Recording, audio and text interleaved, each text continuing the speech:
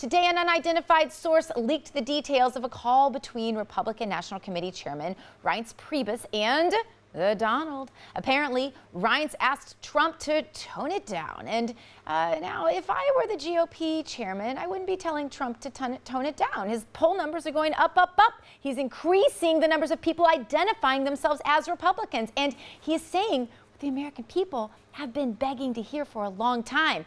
But here with me now to discuss this is American Conservative Union Chairman Matt Schlapp. Matt, welcome back to America Trends. Good to have you. Great to be here, Gina. What do you think of the advice given to Trump to tone it down, Matt? You know, who knows whether this call really happened or didn't happen. I don't know, but here's my view. You know, I'm chairman of the American Conservative Union. We just put on CPAC. We had a really successful CPAC, and guess what? There's a lot of diversity within the conservative community on what policy solutions should be. And we need to understand, as all these Republicans run for president, they're going to have a lot of disagreements, and everyone's going to have their own approach. I, for one, am very happy that Donald Trump has decided to get involved in politics inside the Republican Party. I think it'd be a really bad thing if he felt like he was unwelcome and went and joined the Democrats or became an independent. I think that'd be a disaster. Remember the last time a billionaire went independent and ran for president? Bill Clinton became president, and George Herbert Walker Bush didn't get reelected. So I like the idea of we have a broad spectrum of people running, and they have their own way of doing it. And it's kind of hard to argue with Donald Trump. He's worth $9 billion, and he's up in some states, number 2 in some important states. I don't have much to argue with the fact that a lot of what he says resonates. A lot of what he says does resonate, but I mean, can't Reince and the GOP do that same math that you just did, Matt? I mean, you're not saying, I think Trump's the best thing in the world. I've never said that. I actually ran into him at CPAC and had a conversation with him and was thoroughly unimpressed. But I'm so glad that the conversation is taking place, because the GOP had done something that was alienating their base, and that was they had completely tried to sweep the whole issue of illegal immigration under the rug. That is not going to get voters to the polls. You and I both know that the base has strong opinions on this and needed to hear it. So why would Reince insert himself as the party boss that this party has a terrible reputation for being anyway, if he could do the same math you and I did? Well, once again, I don't know what he did, and I haven't talked to him about it, but I will say this as the chairman of the Republican Party, it's a perfectly fair thing for him to call candidates confidentially and, you know, remind them of Ronald Reagan's 11th commandment, that they shouldn't go after each other. They should be going after Hillary Clinton and Bernie Sanders and the left.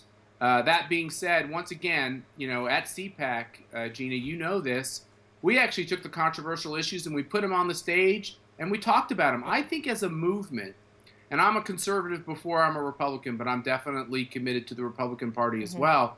As a movement and as a party, we're going to do better when we don't hide from the fact that we don't all agree on everything.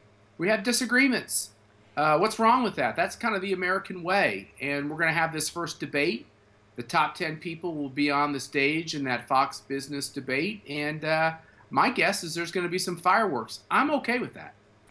Yes, because I think straight and honest talk is what the base is craving so badly. I feel like we used to have it more within the GOP, and I feel like now, you know, it seems as though, Matt, we subscribe a lot of times to what is the leftist narrative. Like, they say, okay, Trump's crazy, and we go, oh gosh, I guess Trump's crazy then. They say Sarah Palin's a loon. We say, oh gosh, then I guess Sarah Palin's a loon. Even though it is those sorts of straight talkers that we all know can motivate our base. How many times are we going to nominate someone that they tell us is going to attract the squishy middle, and we walk away empty-handed on general election day?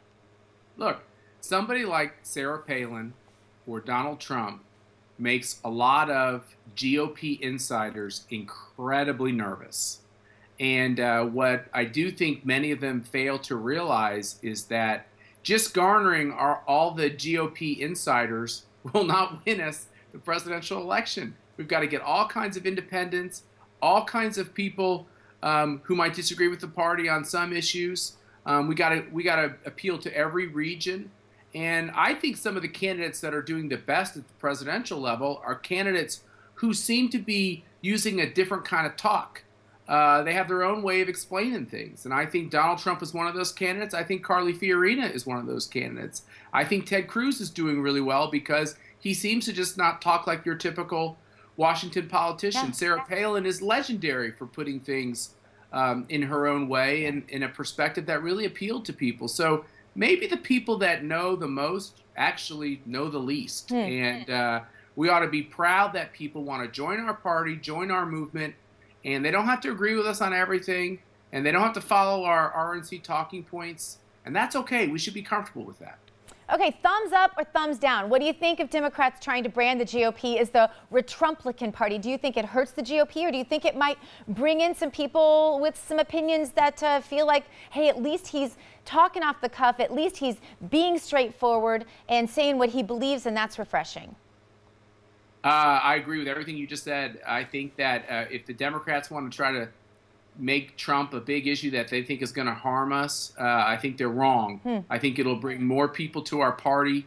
And I think the biggest mistake for the Republican Party, which I would give a thumbs down to if they do this, which I don't think they will, is to somehow try to make him feel unwelcome, push him out, say that he's not. Look, I've even read articles that some of our major donors are trying to get the other Republican presidential candidates to sign a pledge to not appear at an event or get on the stage with Donald Trump. Oh my. Those types of exclusionary tactics will take somebody who has a lot of resonance and could push him, once again, to run as an independent. That's a disaster for us. Let's not make those mistakes.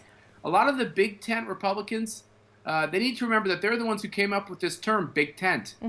Tent is big enough to have these types of voices in it. Matt, you know Reince. Yes, and he's a good man. Would you give him a call and just tell him just that little part that you said about alienating Trump? Here's the deal. If I call him, I'll keep it confidential, unlike what happened. I'm going to take that as a veiled yes, Matt, and I'm just going to let you slide on that one. But next time I might drive it home a little bit and see if maybe you can give me a, I can't tell you if I made that call or not kind of thing. Gina, I tell you what, when you ask me questions, I'm going to give you answers. Is that a deal? I appreciate it so much, Matt. Matt, thank you so much for being with us. We appreciate all of your hard work, and please keep the conservative voice in the GOP.